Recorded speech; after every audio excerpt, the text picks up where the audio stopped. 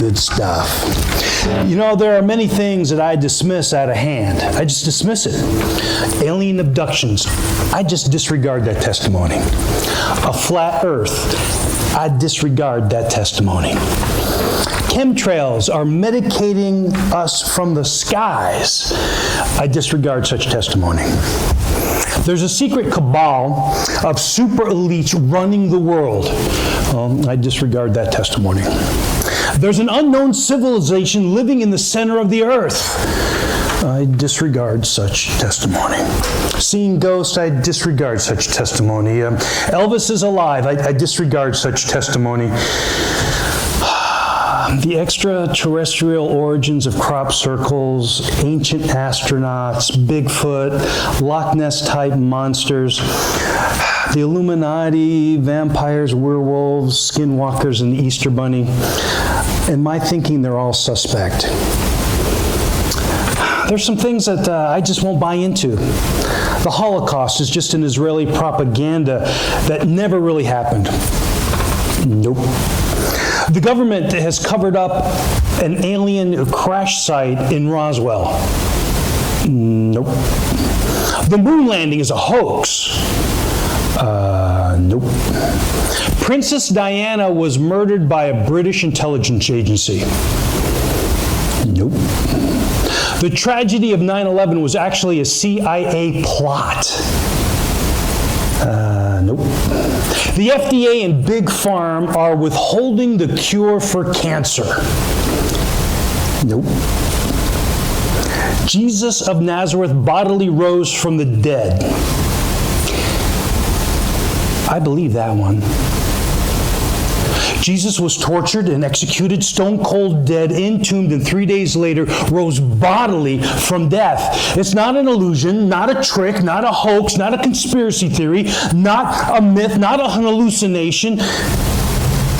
Why believe that it's true? Now, there's some people called apologists. Now, they don't run around apologizing for things, saying they're sorry for stuff. In the study of Christianity, there's a field called apologetics, which focuses on giving answers, just presenting reasons as to why the followers of Jesus Christ believe the things that they do. The resurrection is one of those highly researched projects. I'm still reading a book called The Resurrection of the Son of God by N.T. Wright. It's a lengthy work of a scholar, and I've just been meandering through it. I wouldn't recommend it to you unless you're just a hardcore type of reader and really want to dig very deep into the subject. Some that are a little bit easier to read are Lee Strobel's books, The Case for Easter and The Case for the Resurrection. And then there's another set of books by a guy named Gary Habermas and co-authored with Michael Liconi, and their work is The Case for the Resurrection of Jesus. That's another good read. So if you want to find convincing arguments for the resurrection of Jesus Christ, you'll find it in these books, and I'd highly recommend them to you. If you need a reason to believe, then these are the recommended books. Now, the Gospel of Matthew, Mark, Luke, and John, they all have accounts of the resurrection. And all the accounts, they differ just slightly. They're not all the same. And I think harmonizing them is an error. Making all the four accounts kind of fit together into one narrative, I think that's just a plain mistake. I don't think it's a good idea. We really should allow each account to speak to its intended audiences. And today I'm going to take a look at Mark's account. We're going to consider that today in Mark chapter 16, verses 1 through 11. And let's read the Word of God together. When the Sabbath was over, Mary Magdalene, Mary the mother of James, and Salome brought spices so that they might go to anoint Jesus' body.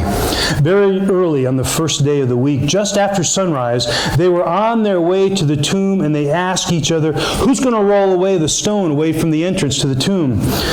But when they looked up, they saw that the stone, which was very large, had been rolled away. And as they entered the tomb, they saw a young man dressed in a white robe sitting on the right side, and they were alarmed. "Don't be alarmed," he said. "You're looking for Jesus of Nazareth who was crucified. He has risen. He's not here.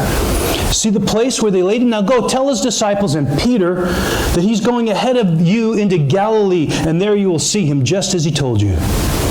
Trembling and bewildered, the women fled out of the tomb, and they said nothing to anyone because they were afraid.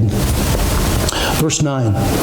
When Jesus rose early on that first day of the week, he appeared first to Mary Magdalene, out of whom he had driven 7 demons. And she went and told those who had been with him, who were weeping and mourning. And when they heard that Jesus was alive and that she had seen him, they didn't believe it. They didn't believe it.